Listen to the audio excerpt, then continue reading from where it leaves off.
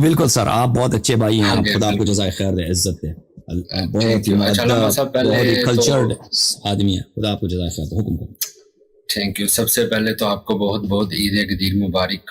Thank you sir, آپ کو بھی مبارک. خیر مبارک. علامہ صاحب سب سے پہلے میں بات کرنے سے پہلے کچھ بات یہ کرنا چاہتا ہوں آپ کی پرسنالٹی پہ کہ ماشاءاللہ جو آپ کی پرسنالٹی ہے، جو آپ کا نالج ہے اور جو آپ کا وے آف کمیونیکیشن ہے، تو میں ریئلی امپریس ہوں اس سے. اختلاف اپنی جگہ پہ ہوتا ہے تو انسان کو ہمیشہ ادب کے دائرے میں رہ کر بات کرنی چاہیے. کبھی ڈبیٹ کے دوران کوئی ایسا ورڈ نکل جائے جس سے آپ کی دل آزاری ہو تو ہم اس سے پہلے ہی میں آپ سے اس سے معذرت کر لیتا ہوں، کیونکہ خدا میرا آپ کو مقصد عزت نہیں دے. ہے کہ آپ کا دل دکھایا جائے. سمجھ گیا. علامہ صاحب مسئلہ یہ ہے کہ لوگوں نے یہاں پہ یوٹیوب سے نالج لیا ہے، سوشل میڈیا سے نالج لیا، اس لیے میں دیکھتا ہوں آپ کی ڈبیٹس لوگ یہاں پہ بدتمیزی کر کے چلے جاتے ہیں. مسئلہ یہ ہے کہ ان کا نالج سوشل میڈیا سے آیا ہوتا ہے، اس سے وہ لوگ آ کے یہاں پہ بدتمیزی کرتے ہیں. دوسری بات یہ ہے کہ علامہ صاحب غدیر کا دن، چلے میں نے اس پہ بات نہیں کرنی تھی، اس پہ تو الحمدللہ ہمارا آنکھیں بند کر کے یقین ہے. میں حدیث کرتاس پہ آپ سے بات کرنا چاہ رہا ہوں. جی سر. جی سوال میرا فرسٹ پہ صرف یہی ہے، مجھے اپنا پوائنٹ آف ویو دے دیں، آپ کے مذہب کے مطابق اس سارے معاملے کا کون قصوروار ہے؟ اس کا قصوروار یہ ہے کہ پیغمبر صلی اللہ علیہ وسلم. جی سر مزید کچھ کہنا؟ نہیں آپ آنسر کریں. دیکھیں حدیث قرطاس میں کیا ہوا. حدیث قرطاس میں رسول اللہ صلی اللہ علیہ وآلہ وسلم اپنے بعد کے لیے وسیع کا تعین کرنا چاہتے تھے. وہ کوئی نئی بات نہیں کر رہے تھے، وہ وہی بات جو انہوں نے غدیر میں کہی، وہی بات جو انہوں نے عرفہ میں کہی، وہی بات جو انہوں نے مختلف مقامات میں کہی ہے کہ میرے بعد میں اہل بیت علیہ السلام کی اتباع کرنا اور امیر المؤمنین علیہ الصلوۃ والسلام میرے بعد آپ کے امام ہیں. اسی بات کو وہ بتانا چاہتے تھے، اور وہ یہ بالکل ان کے جملے سے پتہ چل جاتا ہے. بخاری مسلم میں یہی الفاظ ہیں کہ میں اکتب لکم کتابا لن تضلوا بعدہ، کہ میں ایک ایسی وصیت لکھوں گا کہ اس کے بعد آپ کبھی گمراہ نہ ہو جاؤ گے. اور یہ کبھی گمراہ نہ ہو جانا یہ انہوں نے صرف آن اور اہل بیت علیہ السلام کے اتباع کے لیے کی ہے. حدیث ثقلین میں ثابت ہے کہ اگر ان کے اتباع کرو گے تو کبھی گمراہ نہ ہو جاؤ. تو لازمی بات ہے کہ وہ اسی بات کو کہنا چاہتے تھے. اور صحابہ وہاں پہ تھے جن کی پلاننگ یہ تھی کہ رسول پاک صلی اللہ علیہ وسلم کے بعد ہم نے اہل بیت علیہ السلام کی اتباع نہیں کرنی، ان کے بعد ہم نے خلافت حکومت اپنے ہاتھ میں لینا. ان کو اس بات پر بالکل ان کا منصوبہ تھا. تو ان کو پتہ چلا تھا کہ اگر یہ ایسی بات لکھتے ہیں پیغمبر صلی اللہ علیہ وسلم، انہوں نے جو باتیں زبانی کہی ہیں وہ تو زبانی تھی، لیکن اگر وہ لکھتے ہیں ایک ایسا وصیت سب کے سامنے تو ایک ایسے حجت رہ جائے گا، ایک ایسا سند رہ جائے گا کہ رسول پاک صلی اللہ علیہ وسلم نے مرتے وقت انہوں نے کتابتاً، انہوں نے ریٹن طور پہ ایک اپنے سے ایک وصیت چھوڑی، تو ان کو لکھنے نہیں دیا. اور وہاں پر انہوں نے وہاں پہ وہ باتیں کی جو بہت ہی نامناسب ہے، اور رسول پاک صلی اللہ علیہ وسلم کے شان میں کوئی بھی مسلمان ان باتوں ان جملوں کو نہیں کہہ سکتا، تو انہوں نے لکھنے نہیں دیا. تو ہمارے کتب میں اس کا ذمہ دار کون ہے؟ اس کا ذمہ دار جو ہے وہی صحابہ افضلات ہیں جنہوں نے خلافت سنبھالنے کی اور خلافت کو ہاتھ میں لینے کا انہوں نے منصوبہ بنا رکھا تھا. ان سب میں آگے عمر بن خطاب ہے. اچھا علامہ صاحب، جس طرح بھی آپ نے کہا کہ عمر بن خطاب جو ہیں وہ آگے ہیں، اگر آپ کتب اہل سنت کا آپ مطالعہ کریں تو اس میں حضرت عمر کا نام آتا ہے. نو ڈاؤٹ انہوں نے کہا تھا کہ آپ صلی اللہ علیہ وسلم کی طبیعت اس ٹائم خراب ہے تو میں انہیں پرووائڈ نہیں کروں گا.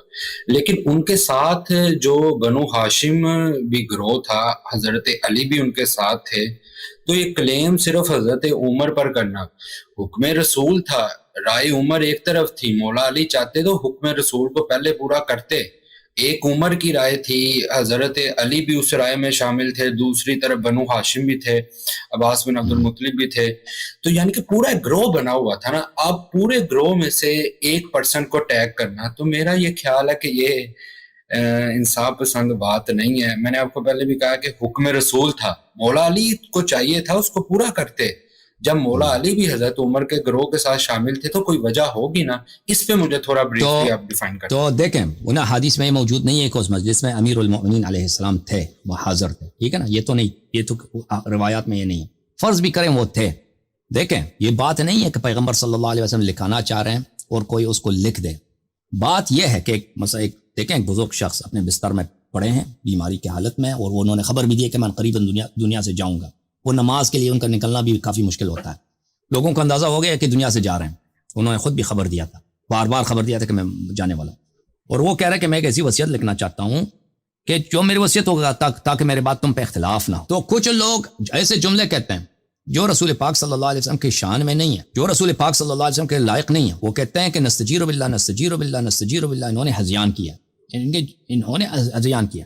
اگر یہاں پر امیر المؤمنین علیہ السلام اصرار کرتے ہیں کہ ہم تو ضرور لکھیں گے، ٹھیک ہے نا، یا کوئی بھی دوسرا شخص کہیں گے ضرور، وہ دوسرا شخص کہتا ہے نہیں لکھ سکتے بھائی یہ ہذیان کر رہے ہیں۔ ہذیان کا مطلب سمجھتے ہیں نا، ہذیان کا مطلب یہ ہے کہ یہ بکواس، اردو زبان میں ہذیان کو بولتے ہیں بکواس، یعنی وہ باتیں جس کا کوئی مطلب نہیں ہوتا، مفہوم نہیں ہوتا، ایسے الٹا سیدھا جو انسان کے منہ سے نکلتا ہے۔ تو یہاں پہ لازمی بات ہے کہ یہاں پہ جھگڑا شروع ہونے والا ہے، یہاں پہ اس طرح بات نہیں روکے گی، یہاں پہ تلوار نکلیں گے۔ تو اسی موقعیت کو رسول پاک صلی اللہ علیہ وسلم نے خود ہی سمجھا اور فوراً سب کو نکال دیا، فرمایا کہ میرے سامنے تمہیں نزاع کرنے کا حق نہیں، یہاں سے نکل جاؤ، سب کو بگا دیا۔ اور انہوں نے آخری دفعہ جو صحابہ نے دیکھا ہے پیغمبر صلی اللہ علیہ وسلم کو، یہی ہے کہ ان کو نکال دیا۔ ان ابو بکر عمر کے اس کے بعد اس کی ملاقات نہیں ہے ان لوگوں کی پیغمبر صلی اللہ علیہ وسلم نے، آخری دفعہ انہوں نے جو دیکھا ان کو یہاں سے بگا دیا تھا، اپنے گھر سے پیغمبر صلی اللہ علیہ وسلم نے نکال دیا تھا۔ تو یہ خود پیغمبر صلی اللہ علیہ وسلم کی دور اندیشی ہے کہ انہوں نے دیکھا کہ یہاں پہ فتنہ ہونے والا ہے، اور اس وقت اگر وہاں پہ جنگ شروع ہوتا، قتال ہوتا، تو اس کا بہرحال اس کے نتائج ایسے ہوتے کہ سب لوگ یعنی اہل بیت علیہ السلام شاید شہید ہو جاتے ہیں، کیونکہ وہ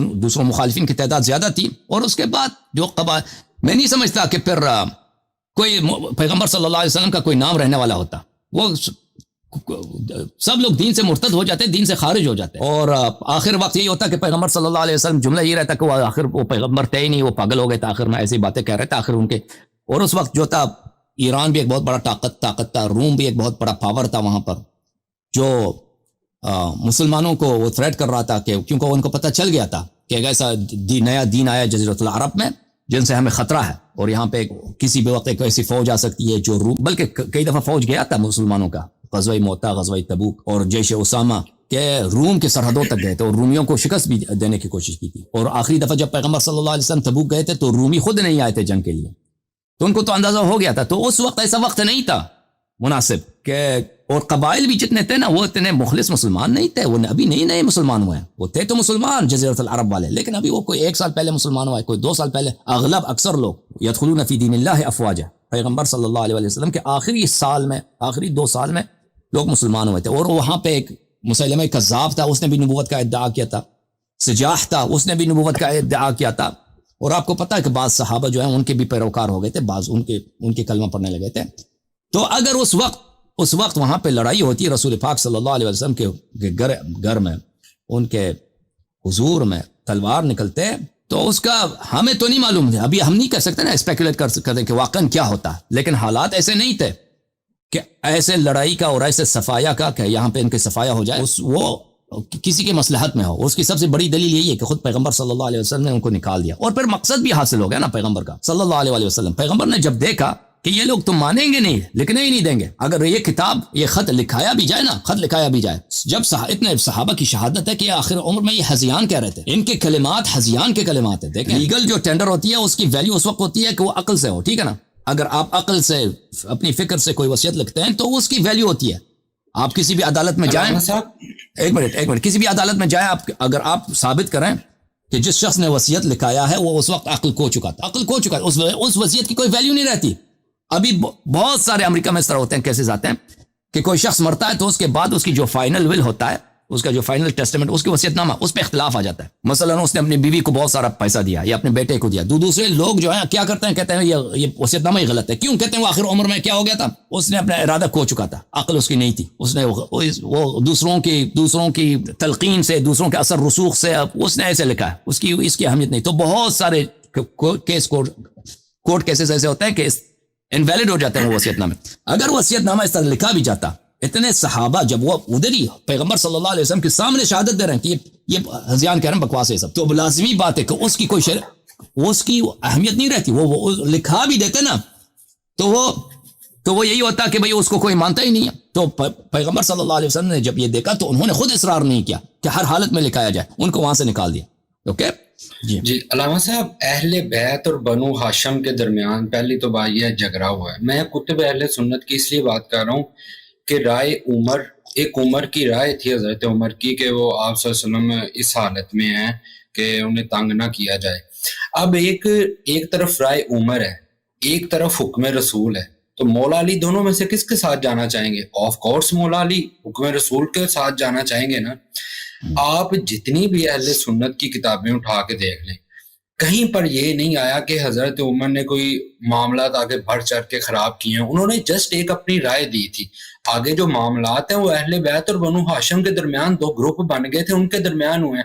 مولا علی ایک سائڈ پہ تھے, عباس بن عبد المطلب ایک سائڈ پہ تھے, دونوں گروہ بنے تھے. اب میرا سوال کرنے کا مقصد یہ ہے کہ صرف یہ کسی آپ جو جس بات کو کہہ رہے ہیں نا بھائی, یہ کسی کتاب میں نہیں ہے کہ وہاں عباس بھی تھا اور وہاں پہ علی علیہ السلام بھی تھے اور یہ ایک سائڈ پہ تھے وہ دوسرے سائڈ, اس طرح کی حدیث نہیں ہے. یہ شیعہ کتب کے اندر بھی ہے, یہ کتاب ہے شیعہ, میرے پاس ایک حوالہ ہے, میں آپ کو دے دیتا ہوں. وہ بھی یہ کسی کتاب میں نہیں. اس طرح حدیث قرطاس میں اس طرح کی تفصیلات جو آپ بتا رہے ہیں یہ نہیں ہے. حدیث قرطاس میں یہ ہے کہ رسول پاک صلی اللہ علیہ وآلہ وسلم نے لکھانا چاہا, صحابہ نے جب بدتمیزی کیا, صحابہ نے جب غلط بات, اس طرح نہیں تھا کہ وہاں پہ قلم کاغذ نہیں تھا. نہیں علامہ صاحب, مجھے قلم کاغذ نہیں تھا. دکھا دیں کہ حضرت عمر آگے جب معاملات خراب ہوئے, حضرت عمر آگے تھے, جو معاملات خراب ہوئے ہیں وہ اہل بیت اور بنو ہاشم کے تھے. آپ کتب اہل سنت کیوں ایسی باتیں کر رہے ہیں؟ حضرت عمر کی صرف ایک رائے, ایک رائے میں تھا.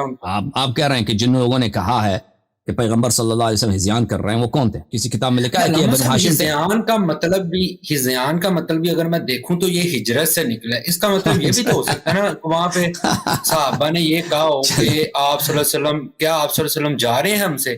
ایک ورڈ ہے نا, ایک محدث نے اس کا ورڈ جو ہے وہ ہجرت سے نکالا ہے کہ کیا نعوذ باللہ آپ صلی اللہ علیہ وسلم یہاں سے جا رہے ہیں. یہ بھی تو آپ پوزیٹیو سینس میں اگر دیکھیں گے, پوزیٹیو پوائنٹ سے, تو اس کا مطلب یہ بھی بن سکتا ہے کہ کیا آپ صلی اللہ علیہ وسلم اس دنیا سے جا رہے ہیں. ہجرت, ہزیان, بہت سارے محدثین نے اس کا مطلب لیا ہے ہجرت سے. کہاں جا رہے ہیں؟ اب وہ صحابہ نے کہا تھا نا کہ نعوذ باللہ کہ آپ صلی اللہ علیہ وسلم اس دنیا سے جا رہے ہیں, جو ہم ان سے لکھوائے. مطلب ایک اختلاف ہو گیا تھا نا آپس میں. ہزیان کے ورڈ کا میں مطلب بتا رہا ہوں آپ کو. اب یہ جو آپس میں معاملات خراب ہوئے ہیں تو آپ صلی اللہ علیہ وسلم نے کہا جی آپ جاؤ بھائی. اس معاملات میں حضرت عمر نہیں ہے. مجھے آپ کسی بھی کتب اہل سنت سے آپ دکھائیں اس میں حضرت عمر تھے. دیکھیں اس بات میں تفصیل ہے.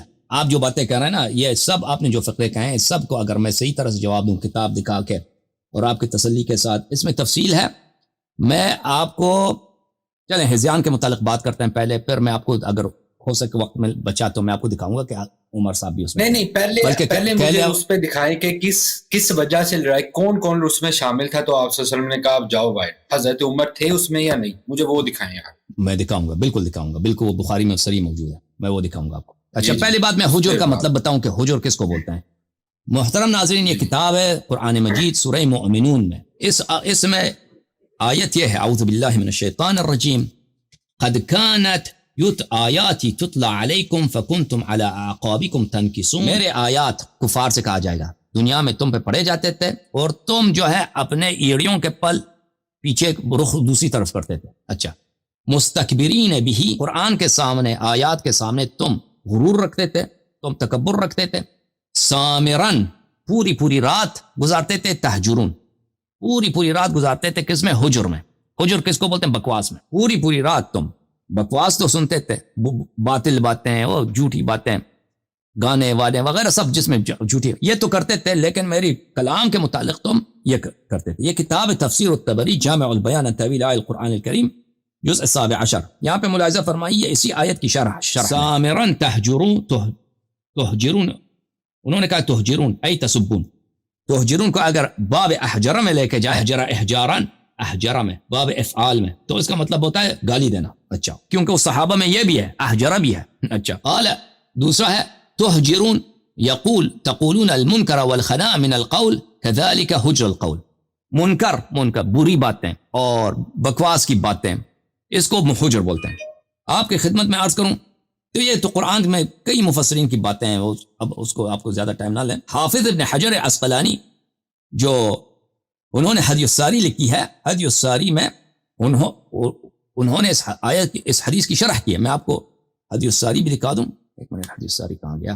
انہوں نے اب فتح الباری لکھنے سے پہلے ان کی کتاب حدیث الساری, اس میں مشکل الفاظ کی شرح کی ہے کہ بخاری میں جو مشکل الفاظ ہیں ان سب کا انہوں نے بیان کیا. تو اس میں حجر کا معنی انہوں نے بیان کیا کہ حجر کا معنی ہے غلط باتیں. مجھے مل جائے تو بہرحال جو دیکھنا چاہے ادھر حجر میں آپ کو نظر آئے گا, لیکن میں آپ کو دکھا دیتا ہوں, دوسری کتب سے دکھا دیتا ہوں. ابھی مجھے فتح الباری نہیں, حدیث الساری نہیں مل رہا, لیکن دوسری کتب بہت ہیں کتب لغت میں. یہ اللہ آپ کو بھلا کرے, یہ المفردات فی غریب القرآن, تالیف ہے راغب الاسبہانی یہاں پہ ملاحظہ فرمائیے صفحہ نمبر 698 میں الحجر، حجر کس کو بولتے ہیں؟ الکلام القبیح المہجور لقبح، وہ قبیح کلام جس کو اس کی قبح کی وجہ سے آپ زبان پہ نہ لائیں. اور حدیث میں ہے لا تقولوا حجرا، لا تقولوا حجرا، حجر نہ بولا کرو، بکواس نہ بولا کرو. وَإِذَا أَحْجَرَ فُلَانٌ إِذَا أَتَى بِحُجْرٍ مِّنَ الْكَلَامِ عَنْ قَصْدٍ. حجر کس کو بولتے ہیں؟ احجرہ، فلانی نے احجار کیا یعنی باطل کلام، بکواس کرے، غلط بات ہے. وَحَجَرَ الْمَرِيضُ إِذَا أَتَى ذَلِكَ مِنْ غَيْرِ قَصْدٍ. حجرہ بولتے ہیں کہ مریض نے حجرہ کیا، جو بالکل اپنا عقل کھو چکا ہے نا، وہ ایسی بولتا ہے کچھ اس کی بات کی مفہوم ہی نہیں ہوتی، غلط باتیں وہ جو بھی منہ میں آتا ہے وہ کہہ دیتا ہے، اس کی عقل نہیں ہے، اس کو بولتے ہیں حجر المریض. جب یہ ثابت ہو گیا تو میرے بھائی آپ کی خدمت میں عرض کروں، آپ نے کہا کہ دکھائیں کہ عمر نے کہا. تو پہلی بات یہ ہے کہ ہم آپ کو دکھائیں کہ یہ کلام جو وہاں پہ رضیت الخمیس میں ہوا ہے وہ کلام ہے کیا چیز، کون سی، پھر آپ کو دکھائیں گے انشاءاللہ تبارک و تعالی. اس کا بولنے والا میں نے یہ کہا تھا کہ ایک رائے عمر تھی صرف، اب لڑائی ہوئی ہے بنو ہاشم اور اہل بیت کے درمیان. نہیں ہوئی ہے، یہ بالکل غلط ہے، یہ بالکل جھوٹ ہے کہ بنی ہاشم اور اہل بیت میں لڑائی ہو گئی ہے. حدیث قرطاس میں کس نے بولا؟ علامہ صاحب دونوں میں ایک اختلاف ہو گیا تھا نا گروپ میں، کوئی ایسی بات نہیں ہے. مولا علی حضرت عمر حدیث قرطاس میں واقعہ رضیت الخمیس میں، اس میں بنی ہاشم میں کہ یعنی رسول پاک صلی اللہ علیہ وسلم کے جو بقیہ رشتہ دار تھے انہوں نے اہل بیت علیہ السلام سے کوئی اختلاف کیا. یہ آپ کی توہمات ہے، پتہ نہیں کس نے آپ کو بولا، یہ بالکل ایسی کوئی بات ہے ہی نہیں.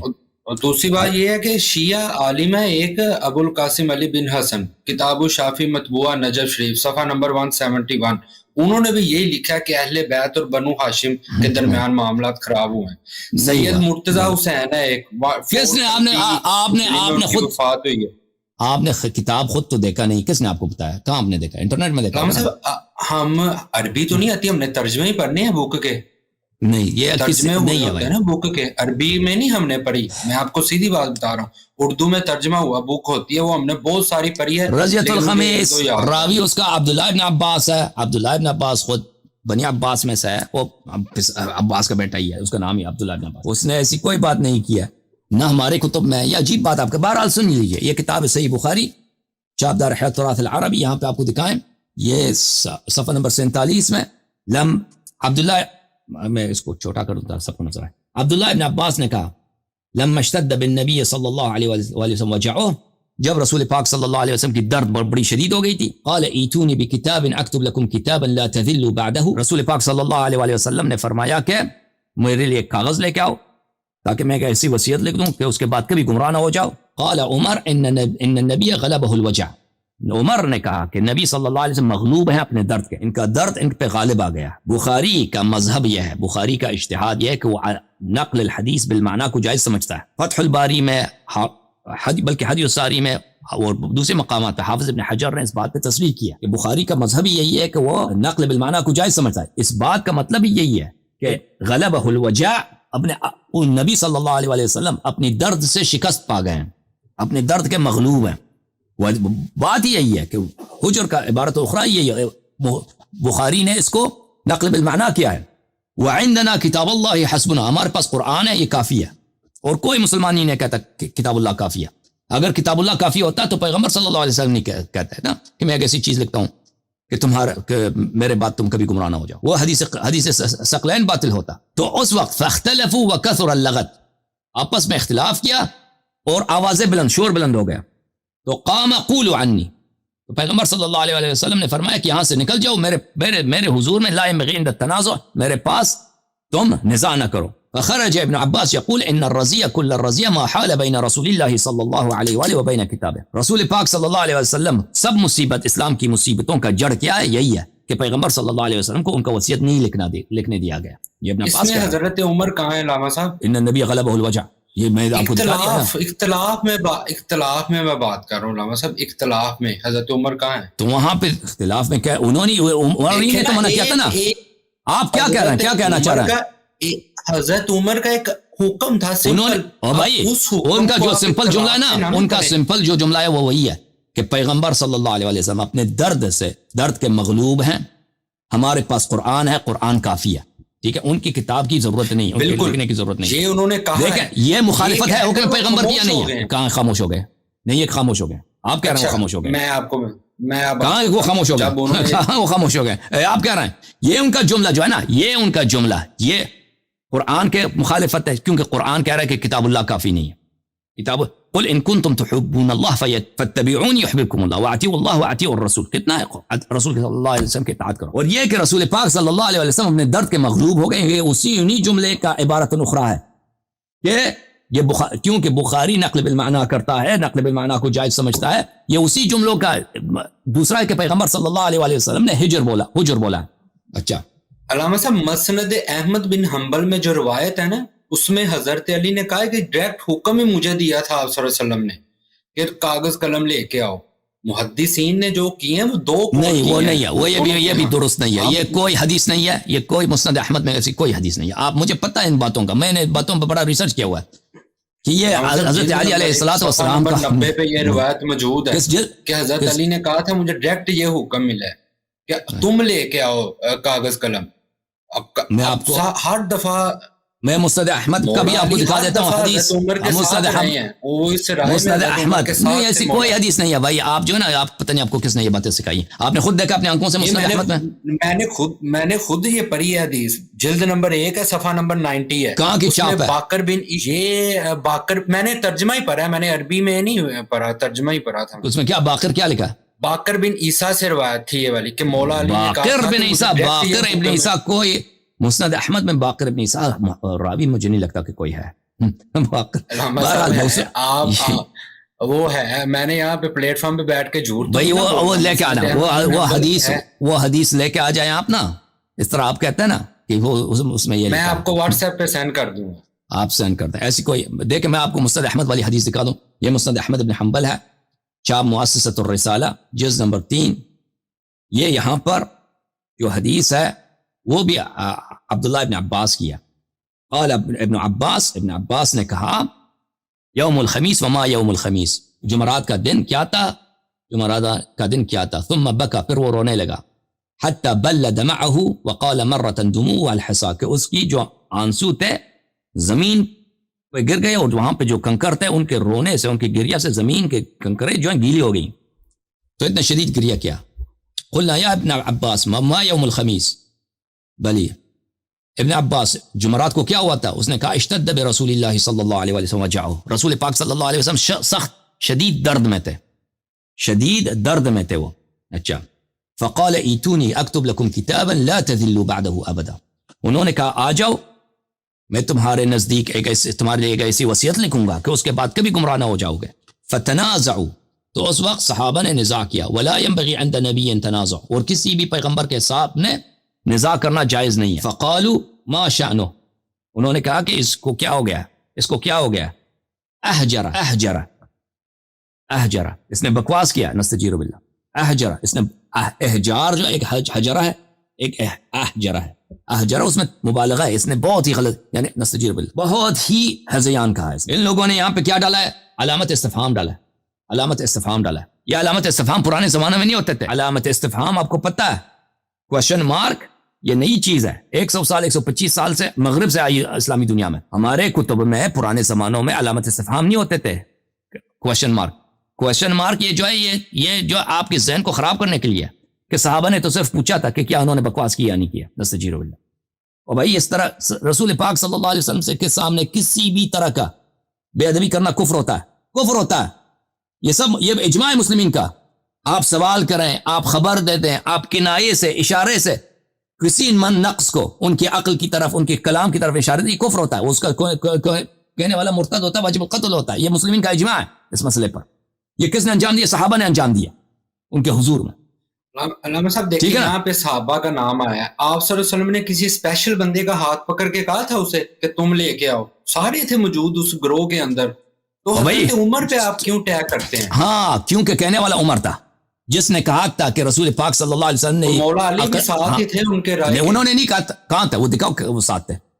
کیوں جھوٹ بولتے ہیں بھائی؟ کتب اہل سنت آپ دیکھیں نا. نہیں دکھائیں نا، میں منتظر ہوں. ٹھیک ہے، میں اگلے ہفتے ادھر ہوں، تم لے کے آ جانا. میں کتابیں موجود ہیں، تم کتاب کا نام دے دو، صفحہ دے دو، ہم دکھائیں کہ وہ بھی تھے. بھائی یہ کیوں بھائی سے بات کرتے ہو؟ کہنے والا یہی جملہ. دیکھیں، پہلی بات ہے کہ ہمیں پتہ بھی نہ ہو کہ اس کا کہنے والا کون ہے؟ فرض کرتے ہیں کہ پتہ نہیں. اس سے ثابت ہو گیا کہ صحابہ کی ایک بڑی تعداد وفات رسول صلی اللہ علیہ وسلم کے وقت وہ مرتد تھے وہ، کیونکہ انہوں نے کیا کیا؟ انہوں نے رسول صلی اللہ علیہ وسلم کو گالی دی ان کے حضور میں. یہ تو ثابت ہو گیا. پھر آپ کی یہ ساری کہانی کہ سب صحابہ اچھے، یہ ختم ہو گیا، یہ ہمیشہ کے لیے فنا ہو گیا. کیوں؟ ہم کہیں گے میں نہیں معلوم کہ کون تھے، لیکن اس میں امیر المؤمنین علیہ السلام نہیں ہو سکتے. کیوں نہیں ہو سکتے؟ کیونکہ ہمیں پتہ ہے کہ پیغمبر صلی اللہ علیہ وسلم وصیت لکھنے جا رہے ہیں. وصیت میں خود پیغمبر نے فرمایا کہ ایسی وصیت لکھوں گا کہ اس کے بعد کبھی گمراہ نہ ہو جاؤ گے. تو لازمی بات ہے کہ اس وقت پیغمبر صلی اللہ علیہ وسلم نماز کے احکام نہیں بتا رہے، ٹھیک ہے نا، آخری وقت میں، کیونکہ نماز ان کو آتی ہے، یا وضو کے احکام یا مثلا جہاد کے احکام، اس طرح کی بات نہیں ہے. ایک ایسی جامع بات بتائیں گے کہ کلام، مختصر کلام میں پوری امت کی ہدایت قیامت تک ہو. اور انہوں نے پہلے بھی بھائی یہی جملے کہتے ہیں. وہ کیا؟ وہ حدیث ثقلین ہے، وہ حدیث غدیر ہے. غدیر کے وقت انہوں نے فرمایا تھا کہ اگر ان کی اتباع کرو گے، اہل بیت علیہ السلام اور امیر المؤمنین علیہ السلام کی اتباع کرو گے، تب کبھی گمراہ نہ ہو جاؤ گے. تو یہ بخوبی خود بتا رہا ہے کہ وہی بات جو غدیر میں کہا تھا، ثقلین کی حدیث میں کہا تھا، اس کو ابھی لکھانے جا رہے ہیں پیغمبر صلی اللہ علیہ وسلم. تو کیا امیر المؤمنین علیہ السلام کیوں مخالفت کریں اس بات کی، جب ان کی کوئی ضرر ہی نہیں ہے اس بات میں؟ ان کے ضرر بھی ہو نا، ان کا نقصان میں بھی ہو، وہ کبھی مخالفت نہیں کرتے. یہ تو سب مسلمان مانتے ہیں کہ وہ ہر لحاظ سے تسلیم امر نبی. اجازت دیں میری بات ختم ہو. وہ تو کبھی مخالفت نہیں کرتے پیغمبر صلی اللہ علیہ وسلم کی، وہ تو تسلیم ہے. مخالفت وہ کرے گا جو وہ خلافت کا تمنا رکھتا ہے، جو امیر المؤمنین علیہ السلام کی خلافت کو نہیں چاہتا، مخالفت تو وہ کرے گا، ہمیں لازمی بات ہے. تو آپ کہتے ہیں نا کہ علی علیہ السلام بھی کہنے والا، یہ کون کہہ رہا ہے؟ آپ دلیل لے کے آنا کہ امیر المؤمنین علیہ السلام بھی ان کہنے والوں میں موجود تھے. تو پھر میں تو اپنا نام یہ چینل ہی بند کروں گا. یہ چینل کا پاسورڈ آپ کو دے دوں گا بھائی. آپ اس چینل میں آ جائیں، آپ اس چینل کے اونر بن جائیں، اس میں میری ویڈیوز ڈیلیٹ کر دیں اور اپنی ویڈیوز ڈال دیں. نہیں ہم اور بھی اس کے علاوہ میں آپ کو اس کے علاوہ $10,000 بھی میں آپ کو میں وائر کر دوں گا. اس کے علاوہ بھی اپنا نام بھی چینج کروں گا، غلام عمر رکھوں گا. ایسی باتیں وہ ویسے ہی آپ دے دیں محبت میں. ٹھیک ہے نا؟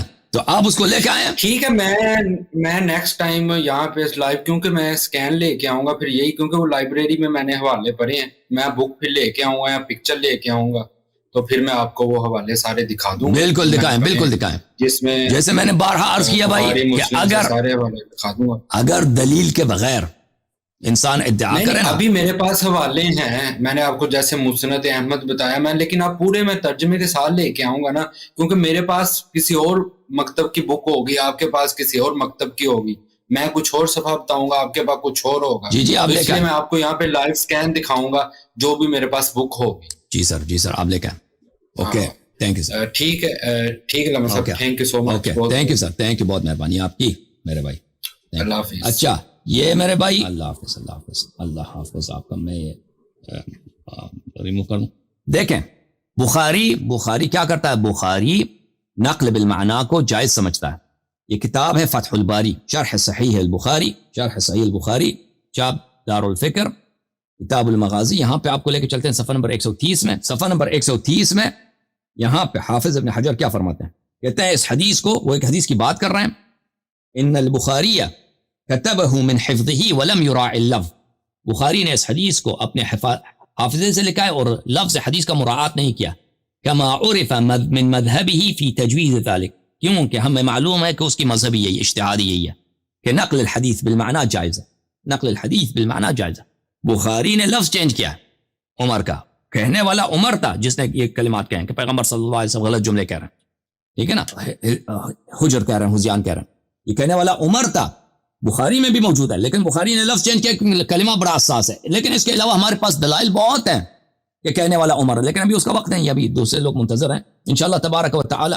بلکہ میں آپ کو ایک دلیل دکھاتا ہوں، لیکن تفصیل کسی اور وقت. یہ کتاب ہے نسیم الریاض فی شرح القاضی عیاض، تالیف شہاب الدین احمد ابن محمد ابن عمر الخفاجی المصری. کتاب چھپی ہے دار الفکر کتب العلمیہ، جزء 6 ہے. یہ کتاب چھپی ہے سنہ 2001 میں. ملاحظہ فرمائیے اس کتاب میں میرے محترم ناظرین آپ کو لے کے چلتے ہیں صفحہ نمبر 69 میں، صفحہ نمبر 69 میں. اس کے بعد اگلے کال کو لیں گے انشاءاللہ. یہ ہے صفحہ نمبر 69 میں، وفی روایت حجرہ کما فی البخاری، بخاری میں ہے کہ حجرہ ہے، ویروى احجرہ ویروى حجرا. اچھا یہ سب وفیہ ای فی هذا الحدیث فقال عمر ان نبی اللہ صلی اللہ علیہ وسلم اشتد الوجع. ایک منٹ میں آپ کو دکھاؤں. وفی بعض طرقه أي في بعض طرق هذا الحديث المروية فقال عمر ان نبی اللہ صلی اللہ علیہ وآلہ وسلم یحجر، اس حدیث کے طرق میں موجود ہے کہ عمر نے کہا تھا، ٹھیک ہے نا، عمر نے کہا تھا، فقال عمر ان النبی صلی اللہ علیہ وآلہ وسلم یحجر. ثابت ہے کہ نہیں؟ اس کے علاوہ ہمارے پاس بہت ہے اس کے حوالے، بہت کہنے والا اس کا عمر تھا.